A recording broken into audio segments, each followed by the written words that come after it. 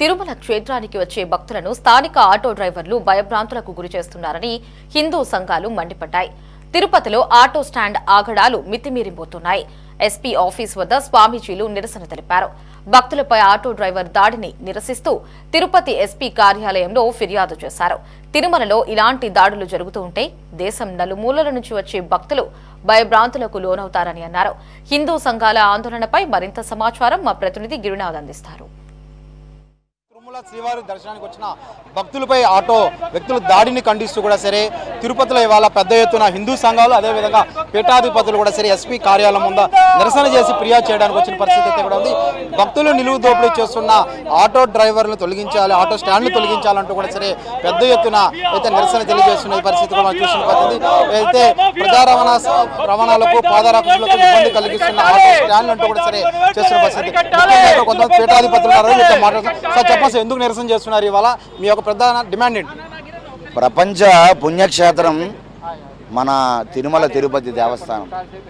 లక్షలాది మంది స్వామివారి భక్తులు తిరుపతికి రావడం వలన ఇక్కడ వ్యాపారాలు, ఇక్కడ నివసించే ప్రజలు స్వామివారి వెంకటేశ్వర స్వామివారి అనేక అన్నదాన ప్రసాదాలు, విద్యాదానము, ఆరోగ్య దానము, అనేక కార్యక్రమాలు, శాస్త్రీయ కళలు అన్నీ అభివృద్ధి జరుగుతున్నాయంటే భక్తులు రావడం వలన, భక్తులు ఇచ్చిన కానుకల వలన. అటువంటి భక్తుల్ని ఎంతగా మనం ప్రేమించి వారిని స్వాగతించి వారికి ఎంత ఆనందాన్ని కలిగిస్తే తిరుపతి పట్టణం అభివృద్ధి చెందుతుంది. తిరుపతి ప్రజలు ఈరోజు ఎంత హాయిగా ఉన్నారంటే భక్తుల వలనే, స్వామివారి భక్తుల రాక వలనే తిరుపతి మహాపట్టణం అయ్యింది. ఇది మర్చిపోతే అంతకంటే దారుణం ఉండదు. ఈరోజు అటువంటి భక్తులు కొన్ని వేల కిలోమీటర్ల నుండి ఎన్నో ఆశలతో ఎంతో ఎక్కట్లు బాధలు పడి వస్తే వారిపైన ఆటో మాఫియా ఈ స్టాండ్ వాళ్ళు దాడులు చేసి కొట్టి చిత్రహింసలు బలవంతంగా పైశాచికంగా దాడి చేసి రక్తం కారేటట్లుగా మీరు ప్రవర్తించి వారి మీద దాష్టీకానికి ఒడగొడుతున్నారంటే ఈరోజు తిరుపతి దేవస్థానం చివరికి ఇటువంటి ఆటో స్టాండ్ యూనియన్ల వలన ఒక చెడ్డ పేరు, ఒక మచ్చ వస్తుంది, మాయన మచ్చలాగా. ఇది చాలా బాధాకర విషయం.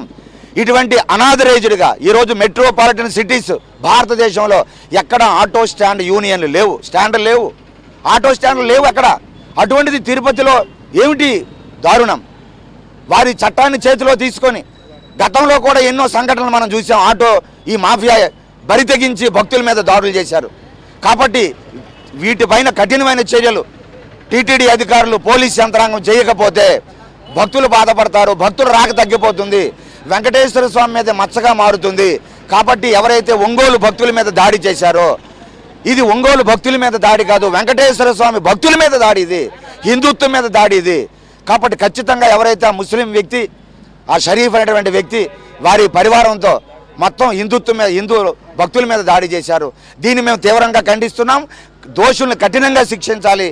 హిందూ స్వామివారి సేవకుల మనోధైర్యం కలిగించేలాగా చర్యలు చేపట్టాలని మరీ మేము కోరుతున్నాము. చెప్పండి, మీ డిమాండ్.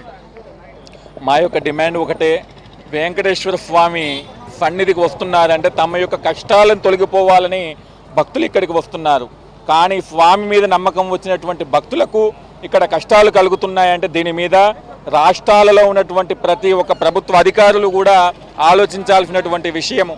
మరి అటువంటి క్షేత్రములో, తిరుమల క్షేత్రం లోపల స్వామివారి భక్తుల మీద దాడి జరగటం అంటే హిందూ ధర్మం మీద దాడి జరగటం అనేది మనమందరం కూడా గుర్తుంచుకోవాలి.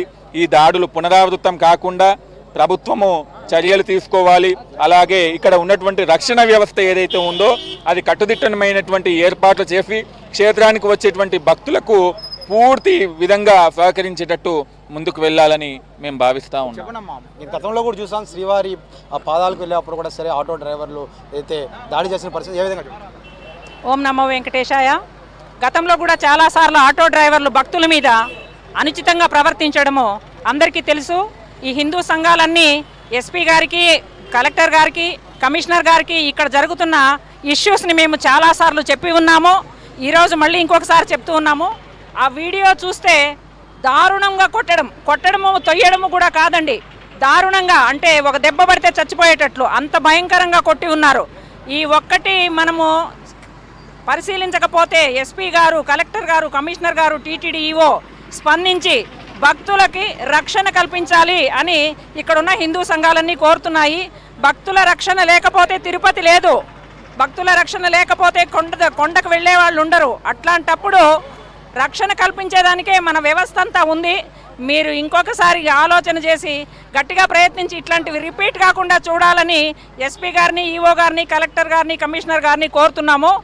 గతంలో జరిగినటువంటి సంఘటనలు కావచ్చు, ఆటో డ్రైవర్ల వల్ల అయితే 2 రోజుల ముందు తీసినటువంటి అయితే తిరుపతి రైల్వే స్టేషన్ ప్రాంతంలో ఉన్నటువంటి అయితే భక్తుల మీద, ఒంగోలుకు సంబంధించిన భక్తుల మీద అయితే దాడి జరిగిందో, ఈ దాడి కూడా పూర్తిగా హిందూ సంఘాలు అదేవిధంగా పీఠాధిపతులు ఖండిస్తున్న పరిస్థితి ఉంది. తిరుపతి నగరంలో దాదాపు 40 ఆటో స్టాండ్లు ఉన్నాయి. ఈ 40 ఆటో స్టాండ్లు అనారోగ్యంగా ఉన్నది. అయితే దేశంలో ఎక్కడే కానీ ఆటో స్టాండ్లు లేవు. తిరుపతి పవిత్ర పుణ్యక్షేత్రంలో మాత్రం ఇలాంటి ఆటో స్టాండ్లు రాజకీయ నాయకులు ప్రోత్సహిస్తున్నారనేసి కూడా హిందూ సంఘాలు ఆరోపిస్తున్న పరిస్థితి అయితే ఉంది. ఎట్టకేలకైనా సరే ఇప్పటికైనా అధికారులు కలుదెరిచి అయితే ఆటో స్టాండ్లు ఏదైతే దాడులు చేస్తున్న వీరి మీద చర్యలు తీసుకోవాలి. అదేవిధంగా ఆటో స్టాండ్కి సంబంధించి అయితే ఆటోలకి మీటర్లు కూడా పెట్టాలని కూడా వాళ్ళు డిమాండ్ చేస్తున్న పరిస్థితి ఉంది. అయితే కోవిడ్ ముందు అయితే ఆటో స్టాండ్లకు సంబంధించి అంటే మీటర్లు నడిచేవి. అయితే అధిక ఏదైతే ఆయిల్ శాతం పెరగడంతో అప్పటి నుంచి కూడా సరే ఆ మీటర్లు తీసేసి ఆటోలు విలక్షణంగా నడుపుతున్న పరిస్థితి అయితే ఉంది. మొత్తం మీద ఆటో స్టాండ్లకు సంబంధించి ఏదైతే రైల్వే స్టేషన్లో ప్రీపెయిడ్ కౌంటర్ అయితే ఒకటి ఏర్పాటు చేసిన పరిస్థితి అయితే ఉంది. అయితే కోవిడ్ అనంతరం కూడా సరే ఆ ప్రీపెయిడ్ కౌంటర్ కూడా సరే నిరుపయోగంగా ఉన్న పరిస్థితి అయితే ఉంది. అయితే ప్రీపెయిడ్ కౌంటర్ కానీ మళ్ళీ కానీ అందుబాటులో తీసుకొస్తే ఇలాంటి సంఘటనలు కూడా జరగకుండా ఉండేదని కూడా చెక్ పెట్టే అవకాశాలు కూడా కనిపిస్తున్న పరిస్థితి ఉంది. అది ఇక తాజా పరిస్థితి. కెమెరామెన్ లోకేష్ గిరి, సిటీ 24/7 తిరుపతి.